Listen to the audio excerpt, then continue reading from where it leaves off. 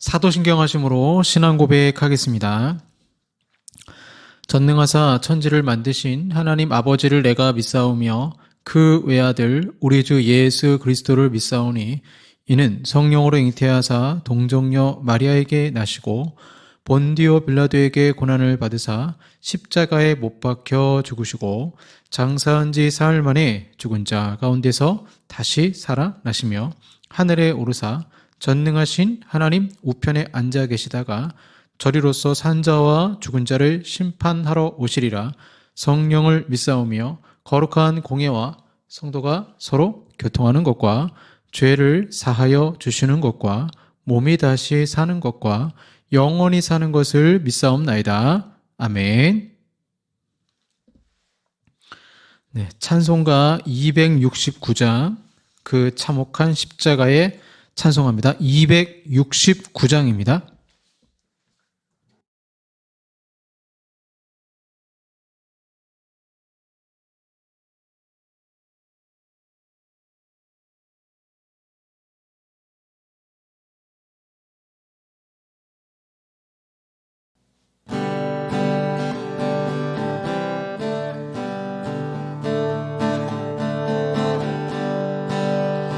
그 참혹한 십자가에 주 달려 흘린 피 샘물같이 늘 흘러서 죄 씻어주시네. 값없어도 다 나와서 내 죄를 고하면 있는보다 더히도록 참 성결 얻으리. 나 믿노라 그 보혈 공로를 흠없어도 피 흘리사 날 구원하셨네.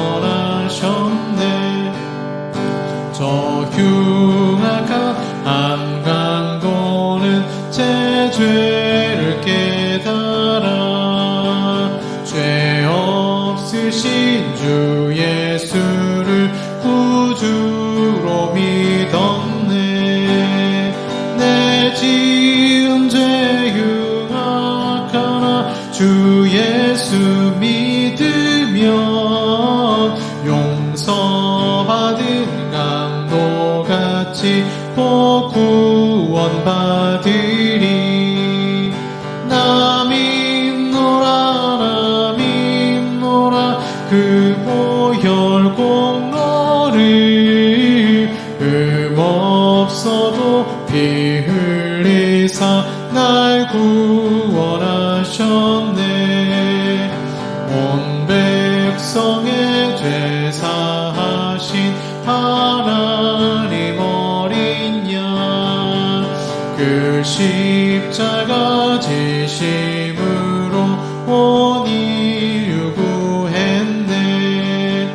저 영원한 새 나라에 다 같이 모여서 금검은고 한곡조로 새 노래 부르리.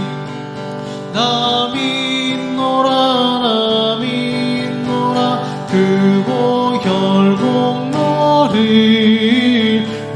흠없어도 피 흘리사 날 구원하셨네.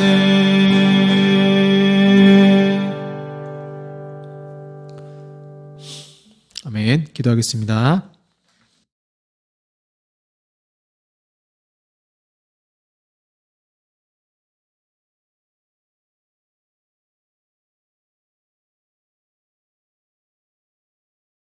사랑과 은혜가 풍성하신 아버지 하나님 은혜 감사합니다.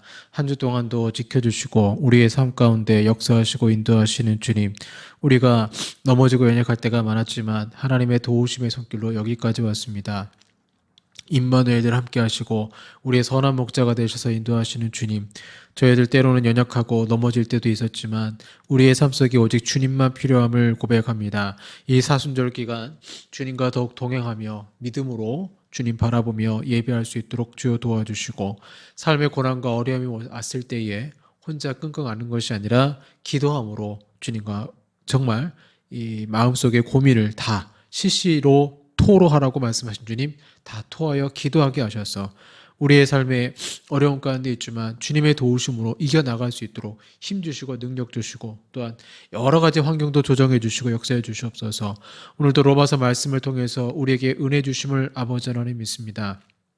교리를 상실한 시대 속에 현대인의 정치가 우상이 되어지는 세상 속에서 기독교 교회마저도 하나님의 말씀보다 정치의 어떠한 정책들을 우상시하는 삶 속에서 저희들 다시 하나님 말씀으로 돌아가 이 로마서 말씀 보게 될 때에 우리 안에 정직한 마음을 허락하시고 성령으로 충만한 이 시간, 주의 말씀의 진리를 깨닫는 이 시간 되게 하여 주시옵소서. 예수님 이름으로 기도합니다. 아멘. 네, 성경 말씀 로마서 1장 26절에서 27절까지 말씀입니다.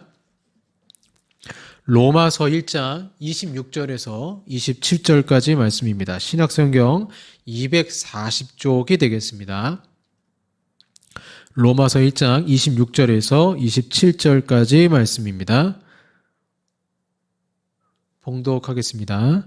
이 때문에 하나님께서 그들을 부끄러운 욕심에 내버려 두셨으니 곧 그들의 여자들도 순리대로 쓸 것을 바꾸어 영리로 쓰며 그와 같이 남자들도 순리대로 여자 쓰기를 버리고 서로 향하여 음욕이 부릴 듯하며 남자가 남자와 더불어 부끄러운 일을 행하여 그들이 그릇 때문에 상당한 보응을 그들 자신이 받았느니라. 아멘. 네, 오늘 성적 타락에 대해서 말씀을 나누도록 하겠습니다. 저번 주에 죄가 점점 심화되고 커지면서 끝내는 죄의 절정은 우상숭배라고 말씀드렸습니다. 그런데 이 우상숭배의 죄는 인간의 탐심에서 비롯된 것이기 때문에 이것이 이 탐심이 여러 가지 모양으로 나타나죠. 그래서 우상이 때로는 권력으로, 돈으로, 세상 어떤 쾌락으로, 또 정욕으로, 그리고 오늘 살펴볼 성적인 죄로 나타나는 것입니다. 이러한 모습, 돈, 권력, 세상 쾌락, 정욕, 어떤 성적인 무너짐, 이러한 것들은 당시 로마 시대의 사회상이었죠. 그래서 오늘날 현대의 모습을 오히려 로마 시대로 그리기도 합니다. 모더니즘, 근대주의 또는 과학주의, 이성주의 시대를 지나서 이젠 포스트 모더니즘이잖아요. 이 포스트 모더니즘은 감정을 중시하지 않습니까? 그리고 각자의 어떤 절대적인 진리를 추구하는 게 아니고 상대적인 진리를 추구하기 때문에 로마가 그랬죠. 로마 황제 숭배해라. 그러면 다른 신들 숭배도 상관없다 이거예요. 그런데 여기에 유일하게 대항했던 사람들이 그리스도인들이죠. 아니다.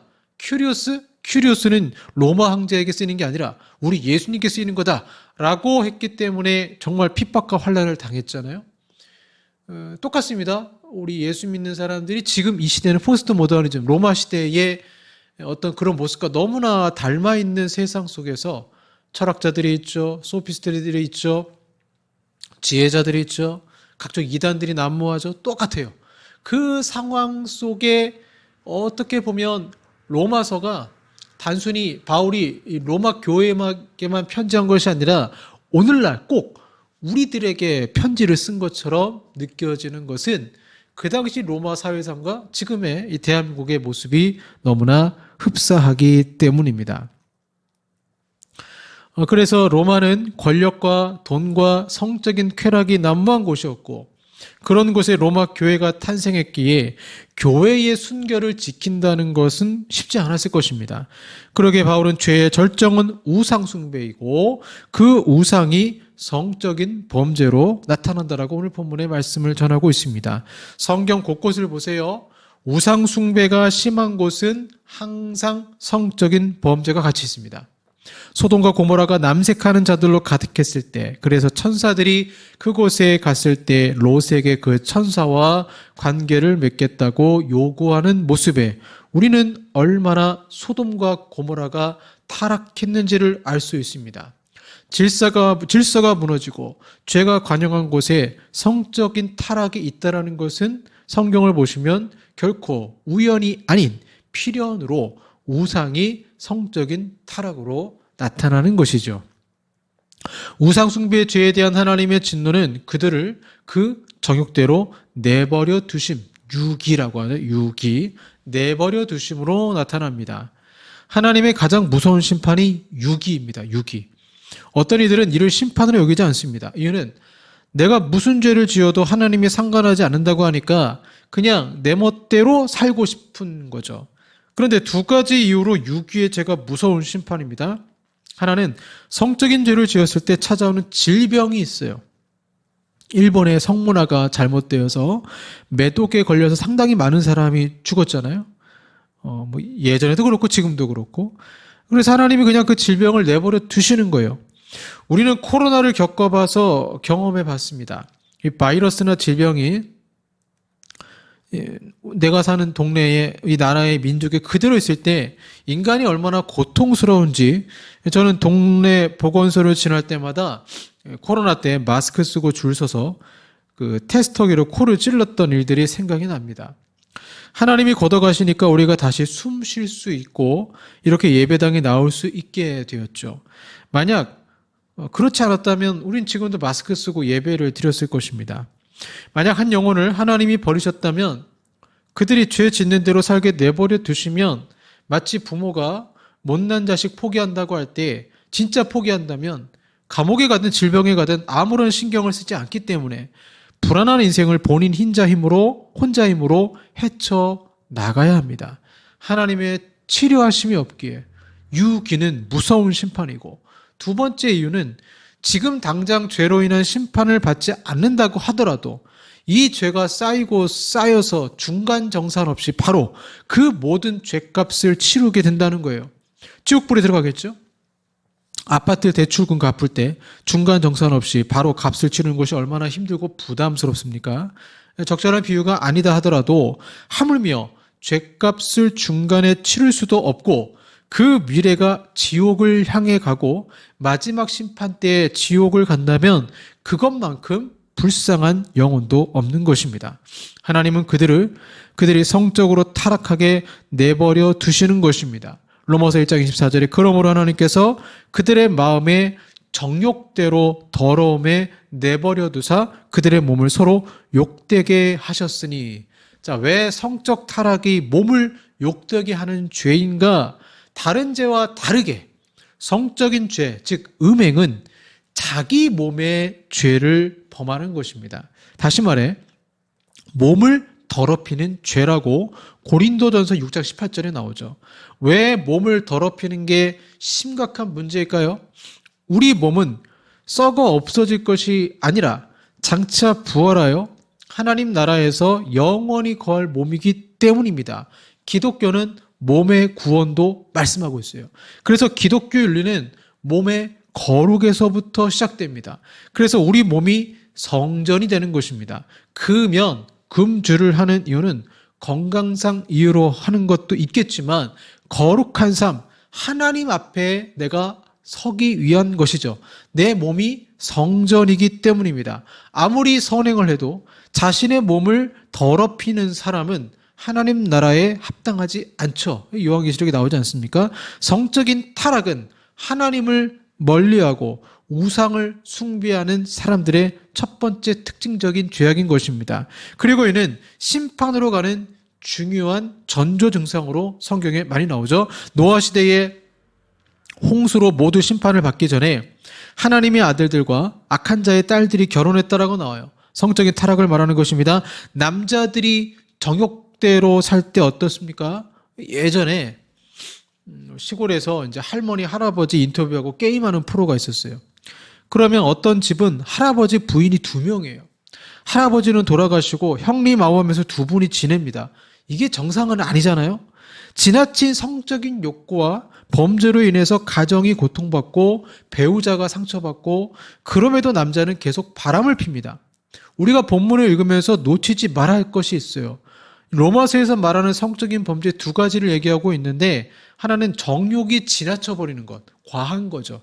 두 번째는 이 정욕을 하나님의 뜻대로 쓰는 게 아니고 순리를 바꿔서 쓰는 것, 동성애를 말하죠. 그러니까 우리가 놓치지 말아야 될 것이 뭐냐면 동성연애는 큰 죄악이라고 말하면서도 바람 피는 것에 대해서는 왜 그만큼 비판을 안 하는지 모르겠어요.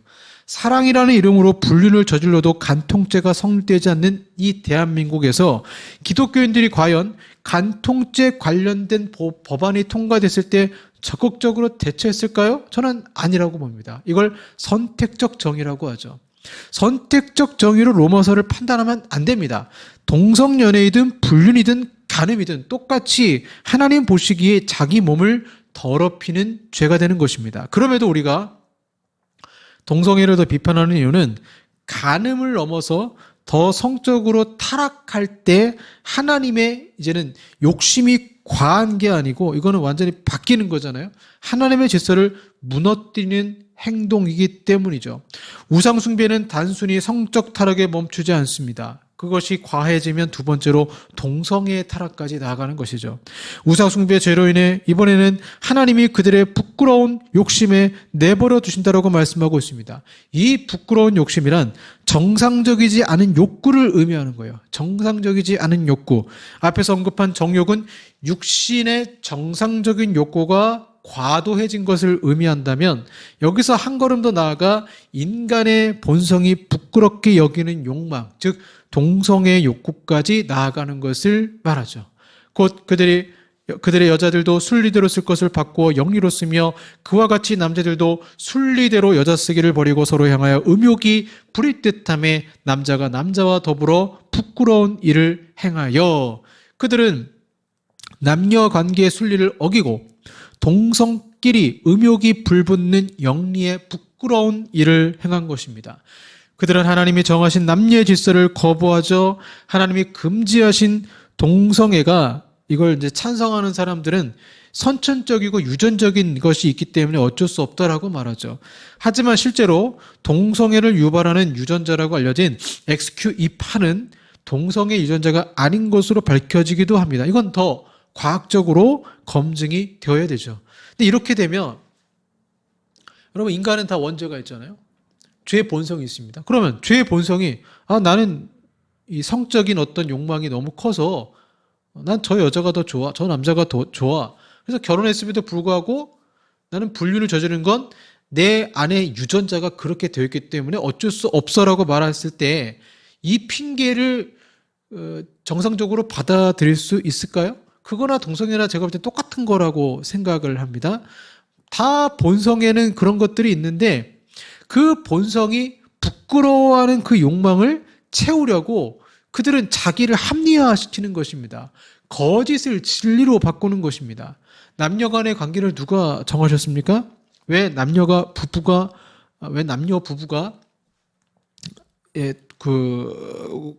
하나님이 정하신 법에 의하면 남자와 여자가 한 몸을 이루어라고 말하고 있지 동성 간의 말씀을 하신 적이 없다는 거죠.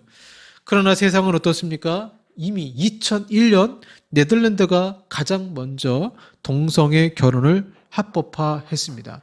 여러 나라가 있었어요. 벨기에 2003년에 벨기에, 2005년 스페인, 또 캐나다, 남아프리카 공화국, 노르웨이, 스웨덴, 포르투갈, 아르헨티나, 아이슬란드, 덴마크, 뉴질랜드, 우루과이 잘 사는 나라들도 동성애 합법화 많이 시켰어요. 프랑스, 브라질, 미국, 콜롬비아, 핀란드, 독일 보수적이라는 나라는 독일도 그렇고 호주도 그렇고 또 영국도 2020년에 동성애 합법화했죠. 또 스위스, 에스토니아, 그리스, 네팔 최근에 2025년 태국에 이르기까지 불교 국가이든 기독교 국가이든 동성애 결혼을 합법화한 국가가 꽤 많습니다. 인간의 본성과 죄성은 여전히 가지고 있기에 소돔과 고모라의 성적 타락은 로마에서 발견되고 오늘날 여러 국가에서도 동일하게 발견되며 그것이 동성연애까지 이어지는 것입니다. 이들의 논리는 성은 도덕이나 진리와 관계가 없다는 거예요. 상호 동의하고 착취 관계를 피하기만 하면 죄가 아니라는 것입니다. 이게 문제가 없다라는 거예요. 합의만 하면 그 누구와도 상관없다는 것입니다. 이건 뭡니까? 휴머니즘, 인본주의의 근간을 두는 것이죠. 진리보다 하나님 말씀보다 인간의 이성 내지는 인간의 자유 또 감정이 더 중요하기 때문에 퀴어 축제를 하는 등 동성애를 지지하는 것입니다. 로마 황제 15명 중에 14명은 동성애자였다라고 하죠.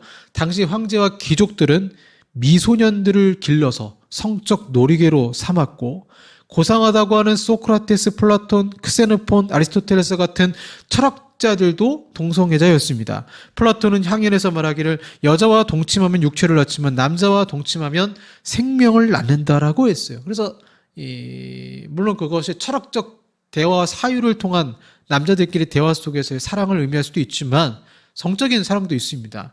그래서 이 로마서 12장에 이 시대를 본받지 말라고 한 당시 로마 시대의 풍습이 남녀의 사랑보다 동성의 사랑을 더 고귀한 것으로 봤다면 당연히 우리는 이 시대의 풍습을 따라서는 안 된다는 거죠.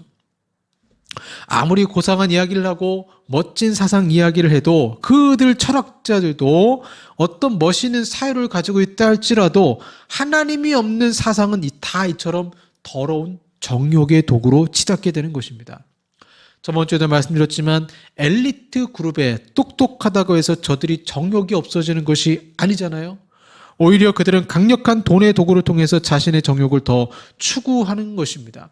그런데 법마저 아예 이것을 동성애를 합법화를 한다면, 허용한다면 우리가 여러분 얼마나 비정상적인 사회가 되겠습니까?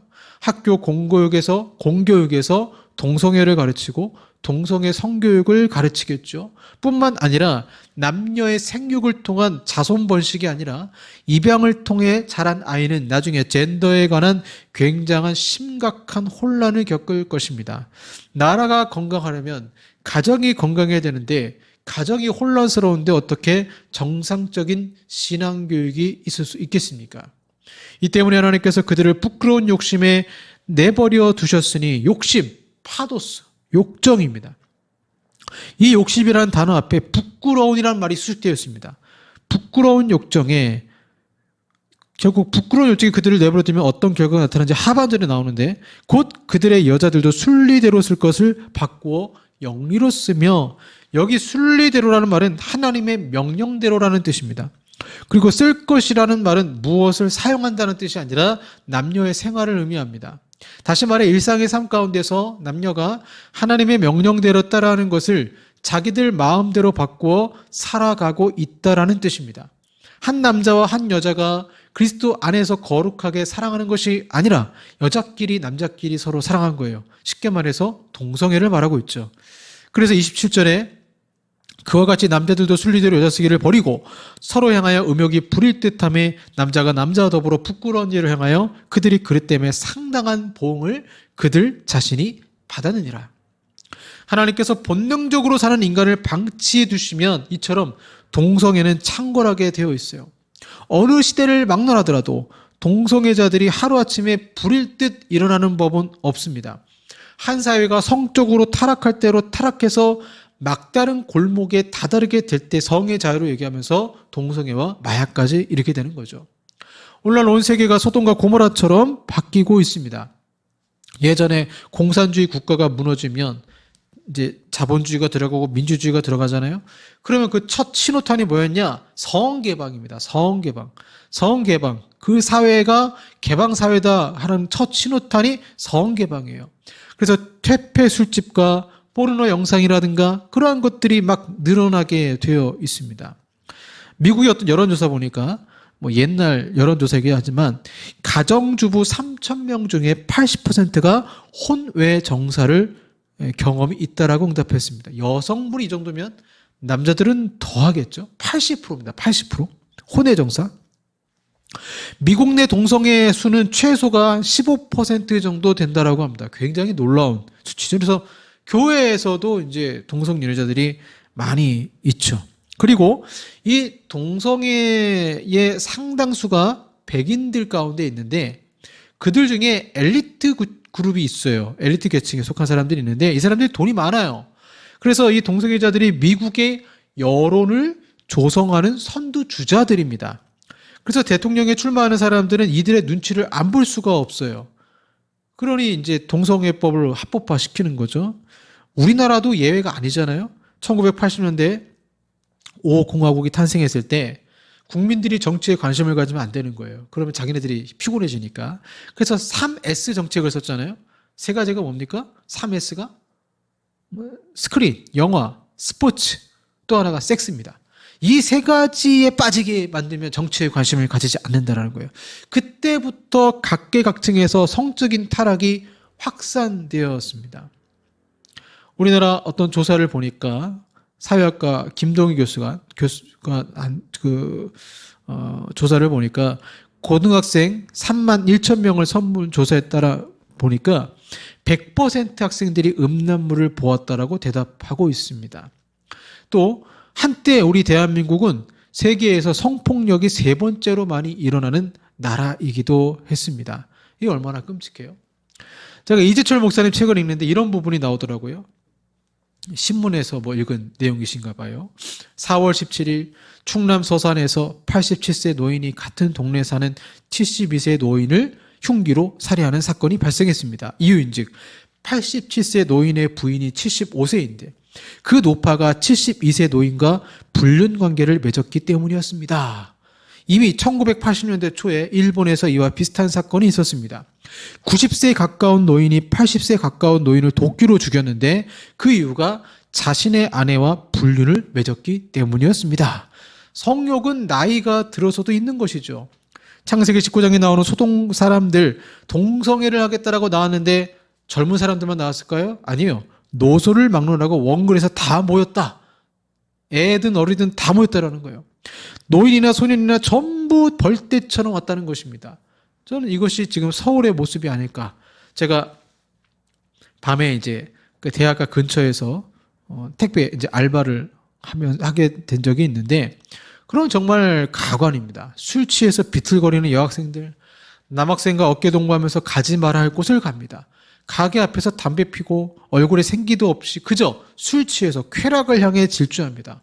홍콩의 밤거리만 화려한 것이 아니더라고요. 성은 신성한 거예요. 성 자체가 나쁜 것은 아니에요. 하나님 우리에게 주신 선물이죠. 신적인 선물이에요. 근데 그냥 선물이 아니고 신적인 선물이에요. 하나님이 주신 선물, 즉 신적인 선물에는 신적인 거룩함과 질서가 포함되어 있습니다. 그렇기 때문에 잠언의 말씀처럼 아내의 우물에 만족하라는 잠언의 말씀이 있는데 순리대로 질서대로 행하라고 말씀하고 있어요. 이 성의 신적인 거룩을 가지고 있는 이유는 생명과 관련이 있기 때문에 그렇습니다. 그런데 이러한 성을 사람들이 쾌락만을 위한 도구로 전락시킨다면 그 성은 자기와 또한 상대를 동시에 오염시키는 독약이 되고 맙니다. 동성애뿐 아니라 불륜도 나뿐 아니라 내 가정을 독약으로 오염시키는 것입니다. 왜 사람들이 이처럼 짐승만도 못하게 자기와 상대를 오염시키는 삶을 살아가고 있습니까? 이유는 간단합니다. 성경은 말하고 있어요. 하나님이 그들을 내버려 두셨다는 거예요. 내버려 두셨다. 그들의 눈에는 자신들의 삶이 멋지게 보입니다. 쾌락과 욕망을 분출하며 거칠 것이 없기 때문입니다. 오히려 그들에게는 순결한 삶을 살기 위해 애쓰는 사람들이 한심하게 보일 것입니다. 그러나 그들이 모르는 것이 있습니다. 27절 하반절 보시면 그들의 그릇 때문에 상당한 보응을 그들 자신이 받았느니라. 상당한, 즉 마땅한이라는 뜻입니다. 그들이 지금까지 동물적인 삶을 산 것, 하나님께서 그들의 삶에 마땅한 보응을 주신 결과라는 거예요. 내가 막 육체적으로 사는 게 하나님이 주신 보응이라는 거예요. 그래, 너 그렇게 마음대로 살아. 즉 그들은 그냥 이미 땅에서 심판받아 죽은 생명이라는 것입니다. 소망이 없는 거예요. 이처럼 세상이 하나님께 버림받은 사람들로 가득 차 타락해 가는데 안타깝게도 교회도 예외는 아니라는 거예요. 1981년 미국을 떠들썩게 한 만든 사건이 있습니다. 미국에서 최고의 전통을 자랑하는 장로교회 총회가 열렸는데 이제 상정이 됐어요. 교회법에 의해서 동성애 금지법을 폐지해 달라는 청원이었습니다. 네. 교회에서 동성애 금지법을 폐지해 주십시오. 동성애를 금하는 것은 교회가 법으로 정해서가 아니라 하나님께서 성경을 통해서 금하신 거잖아요. 근데 그걸 총회에다가 한 거예요. 이유가 뭐냐? 이 상정에는 감리교도 상정했고 성결교도 상정했습니다. 이유는 자꾸 교인들이 빠져나간다는 것이었습니다. 교회가 동성애자들을 도우며 바로 잡아줄 생각은 안 하고 그저 한 사람이라도 더 예배당에 앉혀놓으려고 한 것입니다. 다 부결됐지만 2011년 5월 10일에 결국에는 한 미국 장로교에서는 남자와 여자 간 결합은 결혼을 했거나 독신일 경우 순결을 지켜야 한다. 목사, 장로, 집사가 되려면 남자와 여자 간 결합인 결혼을 했거나 독신일 경우 순결을 지켜야 된다라는 교단 헌법 규정을 삭제했습니다. 그래서 동성애자 목사님들도 나오고 동성애자 장로, 집사가 교회 수두룩한 것입니다. 헌법에 그걸 딱 삭제해서. 감사하게도 우리 이제 백석측 교단의 헌법에는 일부러 동성애자는 안 된다라고 넣었어요. 일부러 넣은 거죠. 이런 규정이 있기 때문에. 미국 성공회는 동성애자 신부를 파송하여 파문을 일으킨 적이 있습니다. 미국의 유명한 짐 베커 목사는 여비서와 불륜관계를 맺어 사임했고 1990년 7월에 개혁교회 세계연맹이라는 WARC의 회장인 알란 보삭 목사라는 분이 성추문으로 사임했습니다. 아주 큰 연맹의 회장님이신데 성추문으로 사임했습니다. 1988년 2월에 미국의 유명 텔레비전 부흥사 지미 스웨거트가 창녀와의 스캔들로 도중 하차했고, 책에서 읽은 기억이 나요? 이렇게 찬양 집회에 아주 유명한 인도자가 스포츠카를 딱 타고 가는데 양옆에 이제 여자들이 딱 있었던 거죠. 그게 이제 사진에 찍혔습니다. 1990년 7월에는 미국의 가톨릭 교회에 흑인 최초로 대주교로 승품되어 마틴 루터킹 목사님 다음으로 존경의 상징이 되었던 유진 마리노 신부가 부적절한 성관계로 사임했습니다. 신부님이. 그것도 대주교가. 또 기가 막힌 사건이 굉장히 많아요. 아일랜드의 케이시 주교라는 사람은 친구와의 딸 사이에서 아들까지 낳고 교회 공금을 양육비로 사용했다가 발각되어 사임했습니다. 지도자가 이럴 정도면 여러분 평신도들에게는 두말할 것도 없이 너무 많아요. 막 교회 안에서 이렇게 무슨 모임, 제자 모임 하다가 오히려 부부 모임이죠. 부부 제자 모임 하다가 눈 맞아서 바람 피고 이런 게 얼마나 많은지 모릅니다. 그래서 하나님을 믿는 사람이든 믿지 않는 사람이든 똑같아요. 이게 참 가슴 아파요. 왜 그러냐? 하나님을 믿는 사람이든 믿지 않는 사람이든 다 정욕이 있잖아요. 그래서 거듭난 이후에도 성적다락에 빠지는 것을 보게 돼요. 근데 동기는 똑같아요. 정욕을 어떻게 제어를 못하는 거예요. 과정도 똑같아요. 하나님께서 살아계신다는 것을 믿지 않으므로 정욕이 우상이 된 것입니다. 그런데 결론이 좀 달라요. 불신자들은 그냥 하나님이 오늘 본 말씀은 내버려 두셨어요. 그들은 죽을 때까지 썩어 없어질 육체의 쾌락을 탐닉합니다. 그래서 평생 비밀을 유지할 수가 있습니다. 우리가 가끔 보지 않습니까? 어떤 드라마나 어떤 사연을 소개하는 프로에서 남편이 죽었는데 장례식장에 모르는 여자가 울더라는 거예요. 그것도 한 아이와 함께. 알고 봤더니 남편의 내연녀였던 것이죠. 남편이 죽자 그 사실을 알게 된 것입니다. 이것이 인간의 본성입니다.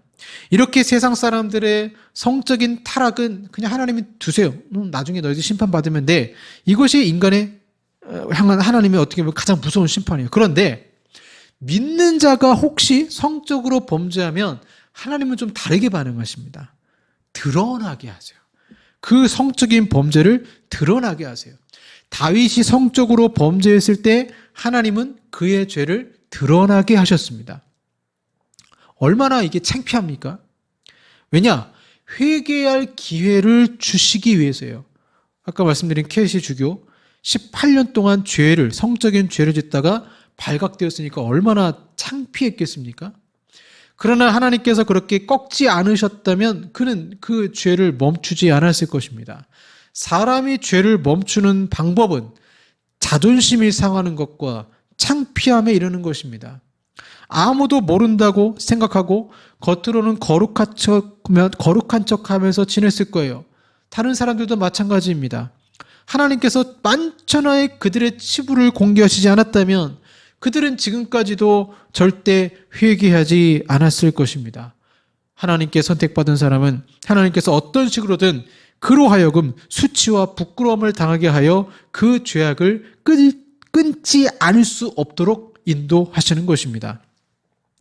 이재철 목사님 책에 한 전도사님 얘기가 나오더라고요. 그 내용 그대로 읽어드리면 이제 이재철 목사님이 이제 홍성사 사장님이셨잖아요. 그래서 이제 집이 이제 2층에 있고 1층에 이제 홍성사였는데, 그 홍성사에서 유일하게 한 사람에게만 이제 홍성사를 그만두라라고 말한 적이 있다라고 합니다. 이유가 있는데, 한 전도사님이 있었는데 주일에는 교회에서 봉사하고 주중에는 홍성사에서 일했다라고 합니다. 그러던 중에 사내에 있는 한 여직원과 불륜에 빠졌어요. 그리고 이것이 알려질까봐 그 여직원에게 회사를 그만두게 한 뒤에 불륜 관계를 계속 이어갔습니다. 그는 유부남이고 자식도 있었어요. 이걸 이재철 목사님이 알게 됐습니다. 고민을 했겠죠. 내가 목사로서 목사가 되겠다고 하는 저 젊은 전도사에게 어떻게 하는 것이 하나님께서 기뻐하시는 일일까? 저들의 불륜 관계만 해결하는 것이 나을까? 나는 모르는 것처럼 덮어두는 것이 나을까? 결론은 하나님께서 그의 불륜을 알고 계시고 반드시 징계하신다는 것을 그 스스로 알아야 한다는 것이었습니다. 그래서 그 전도사가 불륜의 순간 하나님께서 보고 계신다는 것을 알았다면 그런 짓을 할 수는 없었을 거야. 그래서 이재철 목사님이 그 전도사에게 이제 사회생활을 그만두고 교회 봉사만 하라고 말했고, 그리고 다시는 이런 짓을 하지 말 것을 당부했고, 만약 또 이런 짓을 저지르면 그 전도사가 소속된 노예에 고하고 목사 안수를 받지 못하게 하겠다고 엄중히 경고했다라는 거예요. 이런 수치스러운 짓을 계속한다면 목사 되면 안 되죠. 이게 얼마나 부끄러운 일입니까? 그래서 그만뒀어요. 이 전도사님 그만뒀는데, 근데 그해 9월에 이제 이 전도사님이 이제 안수받을 예정이었습니다. 그런데 그 가까운 달에 한 목사님으로부터 전화가 왔습니다. 목사님이 이재철 목사님이 전화를 한 거예요. 목사님, 그 전도사가 우리 교회에 청년과 불륜을 저질렀습니다. 이 전화가 온 거예요. 그 목사님은 아직도 이 전도사님이 홍성사에서 일을 하는 줄 알고 조치를 취하라고 전화했던 것입니다. 그러면서 이렇게 당부했습니다. 그 전도사를 사랑한다면 노예에 알려 그가 안수받지 못하게 하라고 이렇게 얘기를 했다라는 거예요. 그가 처절하게 울고 깨어서 거듭난 뒤에야 안수받을 수 있게 하라고 말했던 것입니다. 저는 이것이 하나님의 마음이라고 생각합니다. 모르겠습니다. 나중에 그 전도사가 어떻게 되는지는 모르겠어요. 그런데 이렇게 드러나고 책망받는 것은 오히려 기회입니다. 세상 사람들은 자기 죄를 어떻게 하면 무덤까지 숨길 수 있을까? 이 고민하지만 하나님은 믿는 사람들에게는 하나님이 사랑하셔서 죄를 드러나게 하시고 회개할 기회를 주실 것입니다. 성적인 타락이든 동성애든 하나님의 분노를 일으키는 죄입니다. 그리고 27절에 상당한 보응을 그 자신이 받음으로 몸에 에이즈라든가 질병이 생길 수 있습니다. 사랑하는 여러분, 이 말씀을, 경고의 말씀을 받고 이중적인 그리스도인이 되어서는 안 됩니다. 제가 주중에 마이클 호튼 목사님의 세상 속에 있는 세상에 포로된 교회, 세상에 포로된 교회라는 책을 읽고 있는 참 좋은 책이에요.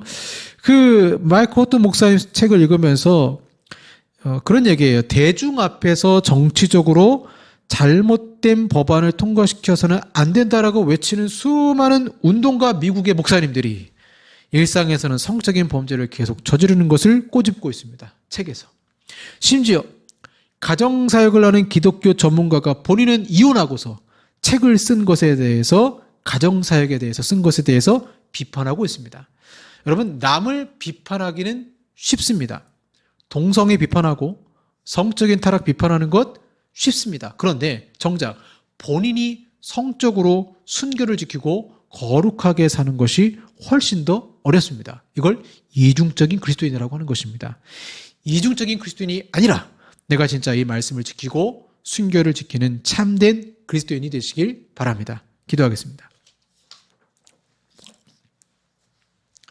주님, 악한 세상 속에서 세상 사람들이 성적인 범죄를 저지르는 그 모습들, 그러나 교회 안에서도 여전히 동일하게 그 모습 나타날 때 얼마나 부끄러운지요.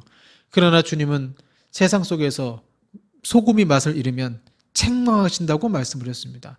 오히려 드러나게 하심으로 소금이 다시 그 맛을 찾을 수 있도록 인도하시는 주님, 우리 삶 속에 우리의 몸을 거룩한 하나님의 성전으로 삼으며 하나님 말씀 가운데 이 성적인 부분도 주님 안에 거룩한 선물로 여기고 잘 감당할 수 있도록 도와주시고, 그런 유혹 속에서 저희들 믿음으로 말씀으로 이길 수 있도록 도와주시옵소서. 예수님 이름으로 기도합니다. 아멘.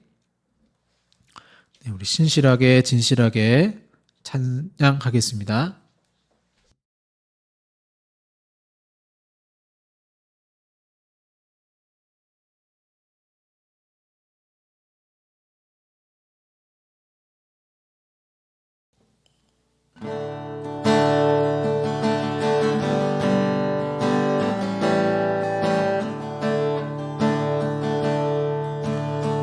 진실하게 진실하게 거룩하게 살게 하소서.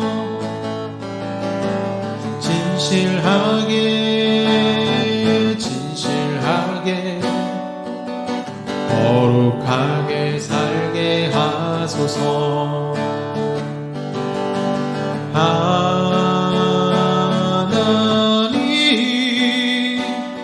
나의 마음을 만져주소서. 하나님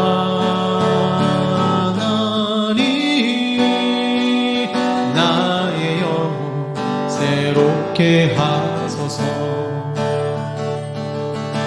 진실하게 진실하게 거룩하게 살게 하소서.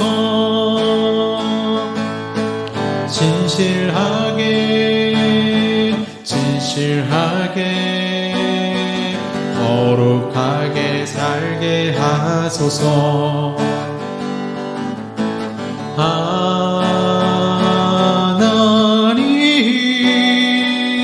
나의 기도 들어주소서.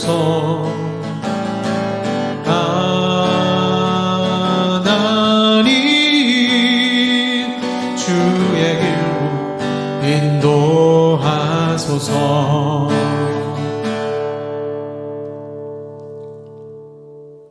기도하겠습니다.